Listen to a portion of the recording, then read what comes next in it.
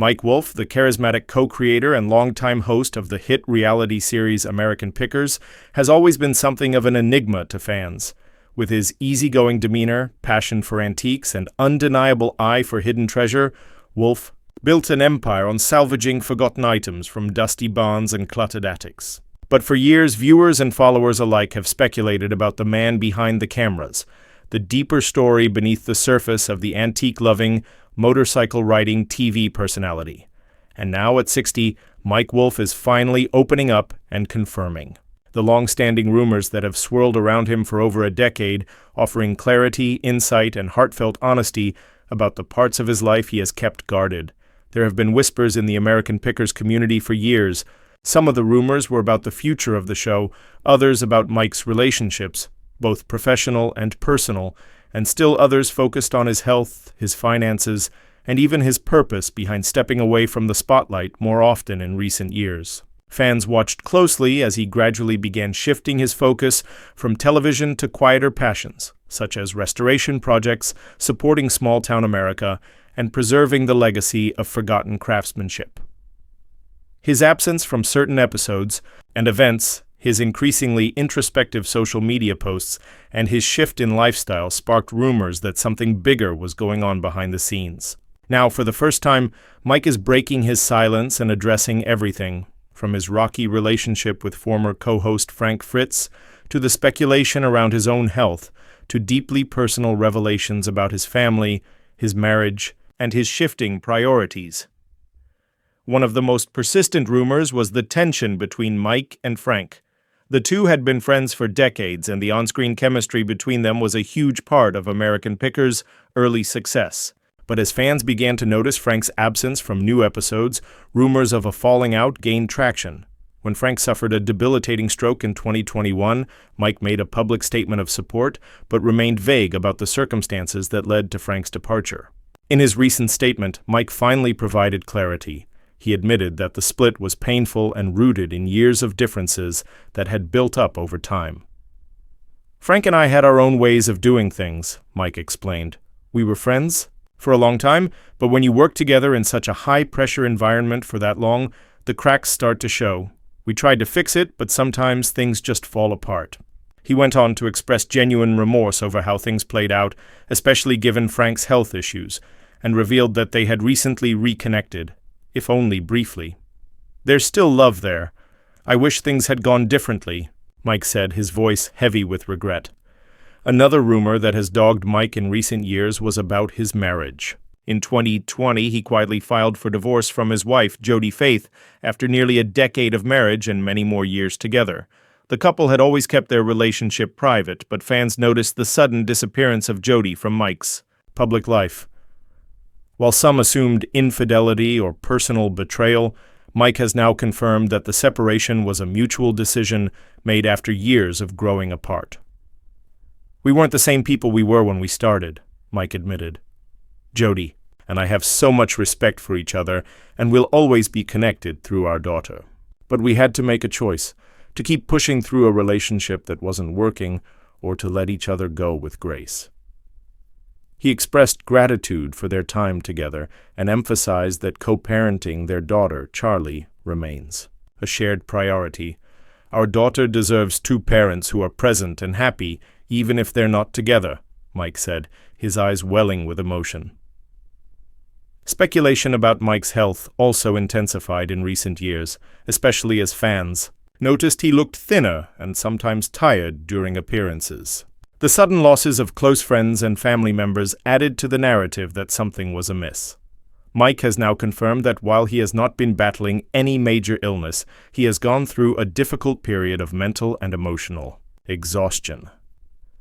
"The truth is, I burned out," he confessed. "I was running on empty for years, filming, traveling, managing businesses. It took a toll. I stopped taking care of myself." He also acknowledged that the weight of grief hit him harder than he expected, especially after the death of his beloved dog Ruby and the loss of several family members. "Grief isn't just sadness, it's fatigue, it's confusion, it's depression. I didn't know how much it was weighing me down until I just couldn't do it anymore." In the past year, Mike has shifted toward a more balanced lifestyle, including therapy, meditation, and spending more time off camera. "I'm not hiding," he said. "I'm healing." Financial rumors had also circled Mike for years, particularly after news surfaced that certain antique businesses and properties under his name had either downsized or quietly closed. Fans worried that his empire, once sprawling and seemingly unstoppable, was in trouble. Mike was quick to clear the air, stating that the decisions were strategic and intentional. "I realized that bigger isn't always better," he said. "I had all these buildings, all this stuff, but what was it all for? I started letting go of things that didn't serve my purpose anymore. I'm not broke, I'm simplifying." Wolfe described a deep personal transformation that began during the COVID-19 pandemic, a period that gave him time to think and reevaluate everything. "The pandemic showed me how fragile everything is: life, business, time. I didn't want to spend the next 10 years just accumulating things. I wanted to start living with intention." Perhaps the most touching and surprising confirmation came when Mike spoke about his relationship with his daughter. Despite being a father for over a decade, he rarely spoke about parenthood in public, choosing instead to keep Charlie out of the limelight. But now, as she grows older and begins to ask more questions about the world and her father's work, Mike is letting her in, and letting the public in too. "Charlie is the reason I'm making all these changes," he said. "She sees me as more than just the guy on TV. She wants me to be present. She wants to know what I care about. And honestly, she reminds me of why I started all this in the first place." He described their shared love of motorcycles, their weekend road trips, and her growing interest in antiques. "She's got the bug," he laughed. "But more than that, she's got this way of seeing beauty in things people throw away, just like me."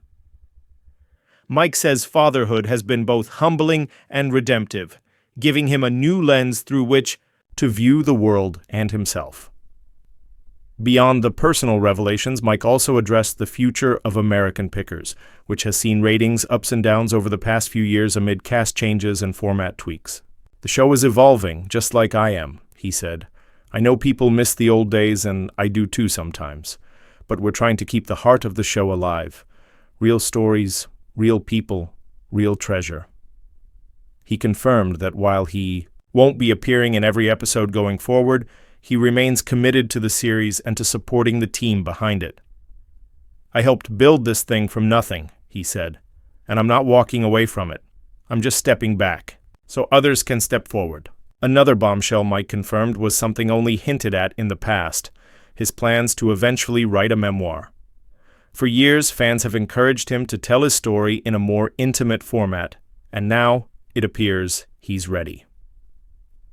"There's a lot I've never shared, a lot I've never processed," he said. "Writing is helping me do that. It's going to be raw, and it's not going to be sugar-coated, but I think people are ready to hear the truth." He teased that the book would explore his difficult childhood, his early days digging through junkyards and thrift shops, and the emotional roller coaster of finding fame later in life. "I want people to know that I didn't wake up successful. I clawed my way through self-doubt, loss, heartbreak, and hustle, and I'm still learning." What's perhaps most inspiring about Mike Wolfe at 60 is not what he's achieved, but what he's willing to shed. In a world that celebrates accumulation of wealth, fame, possessions, he is choosing authenticity, simplicity, and vulnerability. "I don't want to be remembered for what I owned," he said. "I want to be remembered for what I gave, what I preserved, and who I loved." He spoke candidly about reconnecting with old friends, making amends, and learning to forgive. Not just others, but himself. "There's a lot I would do differently," he said, "but regret doesn't help you grow. Reflection does." One of the final things he confirmed was that he's launching a foundation focused on historical preservation and supporting young artisans who are keeping lost trades alive: blacksmithing, watch repair, carpentry, and more. "We're losing something important," he said. "Not just things, but skills, knowledge, stories. I want to make sure the next generation has a reason to pick up a hammer or a paintbrush or a wrench." His foundation, which will launch later this year, is the culmination of decades of collecting not just objects but values. Values of sustainability, craftsmanship, and community. As he enters this new chapter of life, Mike Wolfe is not retreating. He's transforming. The man who once built his reputation on uncovering forgotten relics is now uncovering something even more valuable, the truth about who he is, what he's been through, and where he's headed. His fans, many of whom have aged alongside him, are resonating deeply with his message. Life isn't about perfection or even stability, it's about rediscovery. And at 60, Mike Wolfe is finally confirming what many had suspected, that behind the grease-stained jeans and easy grin is a man of depth, integrity, and profound introspection. In an industry often driven by image and illusion, Mike Wolfe's courage to speak candidly sets him apart in ways that are both rare and meaningful. For someone who has spent the better part of his life in the public eye, traveling the back roads of America in search of rusty treasures and forgotten relics, it would have been easy, and perhaps even expected, to remain guarded, to let the narrative crafted by TV producers and publicists define who he was. But Mike has chosen another path. At 60, he's peeling back the curtain, revealing not just the reality of a life lived in the spotlight, but the internal transformation that has redefined him in ways more profound than any find in a barn or attic. There's a kind of bravery in telling the truth, especially when that truth doesn't match the polished image that audiences have come to admire. For years, fans saw Mike as the energetic, fun-loving picker with an encyclopedic knowledge of antiques, a passion for motorcycles, and a knack for storytelling. But that version of him, while not false, was only part of the picture. The man behind the persona had been grappling with burnout, grief, broken relationships, and a growing sense that the life he had built, as successful as it appeared, was no longer aligned with who he wanted to become. Admitting that publicly required a kind of vulnerability most celebrities avoid at all costs, Mike Wolfe's story, when examined beneath the surface, isn't just about picking through Americana, it's about choosing purpose over performance. In his own words, he didn't want to keep building something that looked good from the outside while feeling hollow within. Fame came with trappings he never anticipated, the pressure to always be on, the lack of privacy, the incessant pace of production schedules, and the public's insatiable curiosity. While he was grateful for the platform American Pickers gave him, he eventually recognized that being constantly in the spotlight was preventing him from doing the kind of internal work he needed. So he began to make deliberate, sometimes painful choices, stepping back from the camera, reevaluating his business ventures, and more significantly, reconnecting with parts of himself that had long been buried beneath the clutter of celebrity. Perhaps the most poignant part of Mike's current chapter is the way he speaks about his daughter and the impact she's had on his evolving sense of self. Fatherhood for him is not just a role, it's a mirror. Through his relationship with Charlie, he's begun to see himself through a new lens.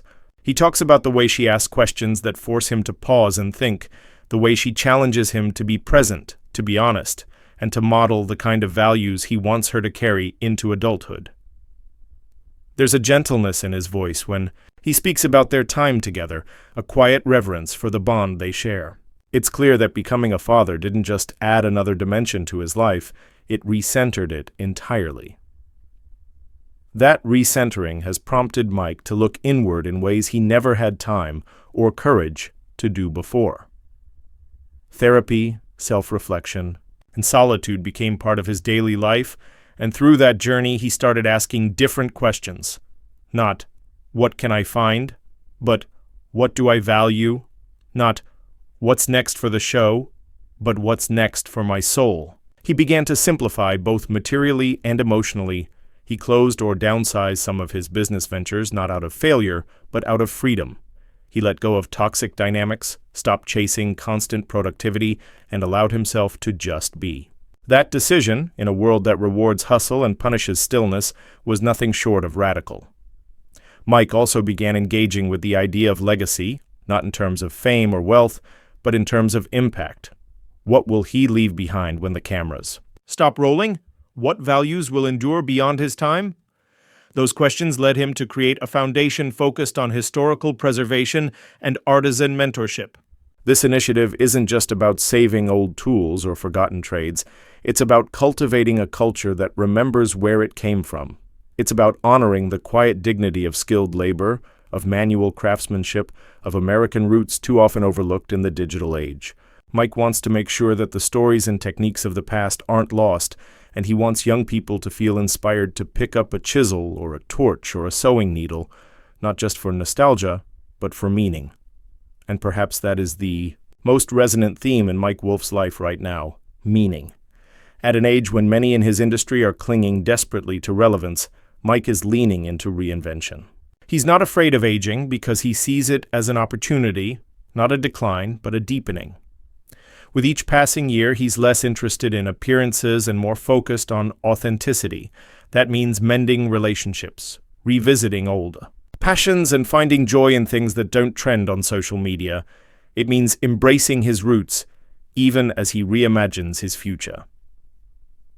For someone who once made a living by rescuing objects from obscurity, Mike Wolfe now finds himself in a beautifully ironic position, discovering the parts of himself that he once overlooked or undervalued.